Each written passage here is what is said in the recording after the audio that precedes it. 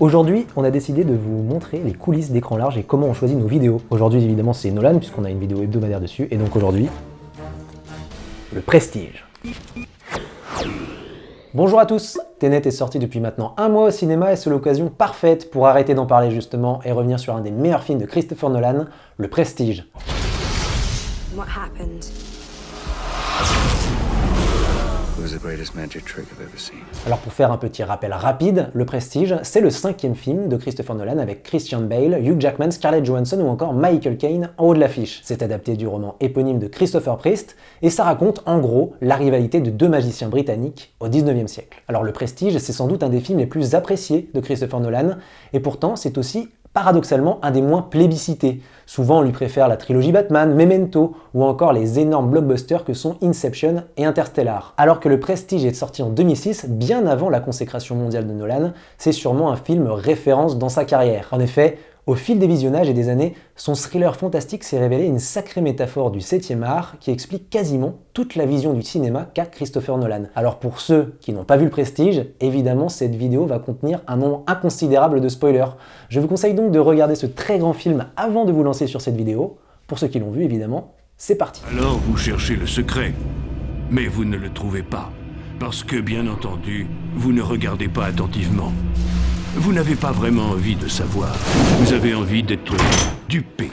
Ce qui est intéressant dans le Prestige, c'est que dès sa voix off d'introduction, il ne passe pas par 4 chemins et nous fait rapidement comprendre qu'il sera évidemment question de magie. Les images qui l'accompagnent sont liées à l'exécution d'un tour, mais dans un sous-texte plus subtil, on comprend qu'il parlera surtout de cinéma. Car oui, les 3 actes d'un tour de magie, comme ils sont dépeints dans le film, peuvent également se conjuguer avec le médium cinéma. D'abord, il y a la promesse. Dans un premier temps, elle peut concorder avec la longue campagne marketing et promotionnelle des studios pour présenter le long métrage au public, à travers son intrigue, les interviews de réalisateurs, d'acteurs, ses premières images, ses bandes annonces, sa possible ambition. Puis dans un deuxième temps, la promesse, elle peut aussi correspondre à l'ouverture du long métrage, ses premières minutes, celles où il faudra réussir à accrocher le spectateur pour l'emporter au cœur du deuxième acte, le tour. Car oui, le tour assez basiquement c'est le film en lui-même, l'avancée globale de l'intrigue, des péripéties, des personnages. En gros c'est l'idée que le point de départ ordinaire se transforme en histoire unique, à part entière, et donc d'un certain point de vue qu'elle devienne extraordinaire. À ce moment, si le tour a marché correctement, les spectateurs sont happés, séduits et se prennent au jeu de ce qui varie évidemment en fonction des genres. Mais ce n'est pas suffisant pour que le tour, le film, soit parfaitement réussi. Il faut évidemment que le final soit à la hauteur. C'est tout l'enjeu du dit Prestige. Dans un tour de magie finalement, ce n'est pas de faire disparaître qui impressionne, mais bien de faire réapparaître. À l'image d'un tour de magie au cinéma, ce n'est pas de développer une intrigue qui impressionne. Après tout le monde peut le faire. Il n'y a qu'à voir Camping. Non, ce qui impressionne évidemment, c'est plutôt la manière dont l'intrigue va être développée, racontée, comment elle va tenir sa promesse et finalement se conclure. Dans un film, le Prestige pourrait donc représenter le climax ou la révélation scénaristique tant attendue par les spectateurs. Et bien au-delà du simple film en lui-même, le Prestige se tient aussi dans la réception du film, par le public, par la critique. Et donc comment elle va rester dans l'esprit des spectateurs ou comment elle va marquer l'histoire du cinéma. Et pour marquer les esprits durablement, justement, il vaut mieux se démarquer. Et c'est évidemment ce point qui intéresse le plus Christopher Nolan. Mais l'important, c'est qu'un vrai magicien essaie d'inventer quelque chose de nouveau qui oblige les autres magiciens à s'arracher les cheveux. Ce dialogue arrive très rapidement dans le long métrage de Christopher Nolan, scénarisé à 4 mains avec son frère Jonathan, puisqu'il est balancé après seulement 13 minutes de film et qu'il dure 2h10. Durant sa carrière, Nolan s'est obligé, quasiment à chaque fois, à aller chercher de l'originalité dans des genres où il en manquait.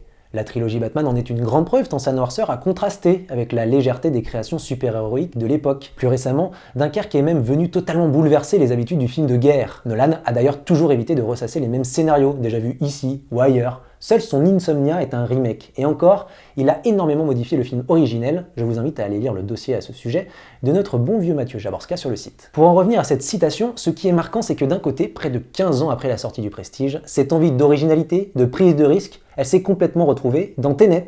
Difficilement catégorisable, il a été présenté à la fois comme un film d'action, de science-fiction et d'espionnage. Qu'on ait aimé ou non, on ne peut nier que Tenet a revisité les films d'espionnage à la James Bond et est une œuvre inédite, sortant largement des sentiers battus. Le cinéaste a travaillé sur le projet Tenet pendant plus de 20 ans et son désir d'authenticité, de faire du neuf avec des genres sucés jusqu'à la moelle, est une bénédiction dans le cinéma actuel.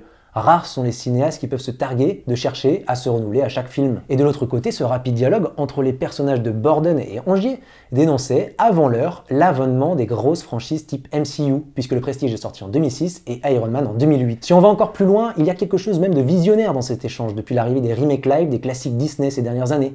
De La Belle et la Bête à Dumbo en passant par Le Livre de la Jungle et surtout Le Roi Lion, Disney a utilisé ces classiques les plus fédérateurs pour les remettre faussement au goût du jour et ainsi abuser de la bonne volonté du public. L'excuse évidente du studio aux grandes oreilles, c'est que le public en est friand, puisque les films sont des cartons au box-office. Alors du coup, pourquoi ne pas continuer sur cette voie et s'embêter à innover lorsqu'on peut contenter sans effort?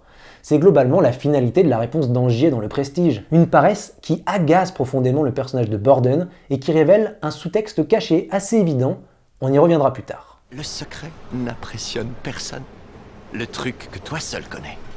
C'est lui le vrai trésor. Ce passage est très court dans Le Prestige et pourtant il est extrêmement important puisqu'il décrit parfaitement le cinéma qu'aime Christopher Nolan. Évidemment, dévoiler la solution a quelque chose de satisfaisant pour le spectateur, car le secret est enfin révélé. Mais par conséquent, est-ce que ça n'enlève pas un certain charme à l'ensemble? Si l'on en croit la vision de Nolan, ce qu'aiment les spectateurs, c'est le secret, le fait d'être surpris et non de comprendre comment ils l'ont été. C'est tout l'intérêt du cinéma de Nolan.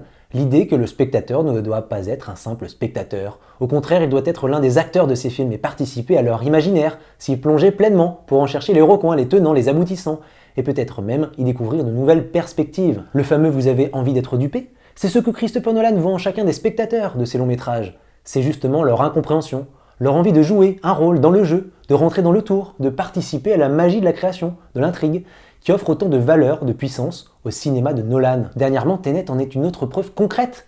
Le film livre certains de ses secrets dans son grand final, sans donner de véritables réponses, ou plutôt, sans donner toutes les clés de la compréhension. Et pourtant, certaines réponses sont bien dans le film, c'est donc au spectateur de faire la démarche pour les trouver, ouvrir de nouvelles portes, appréhender le rôle de chaque personnage, assimiler chacune de leurs actions et comprendre véritablement leurs tenants, aboutissants, impact, conséquences, etc. Comme le dit Borden dans le film, le truc que toi seul connais, c'est ça le vrai trésor. Alors d'un côté, ce que seul Nolan connaît est donc la plus précieuse des choses, car elle est rare, unique.